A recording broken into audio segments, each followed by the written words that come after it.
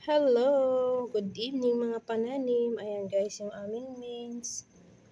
Ayan, pausbong na guys yung dahon. Ayan.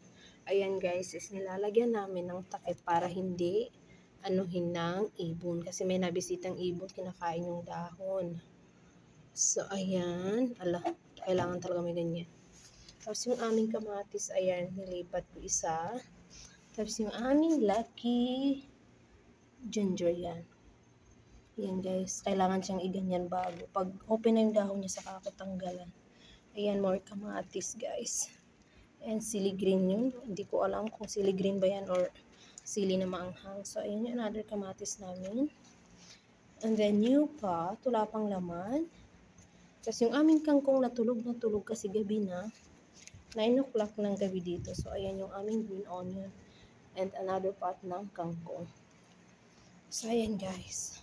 Sarap lang sa pakiramdam kahit nandito ako sa ibang bansa or may nangangamuhan ka, tapos may sarili kang pananim, may libangan, pampatanggal ng stress, stress ba?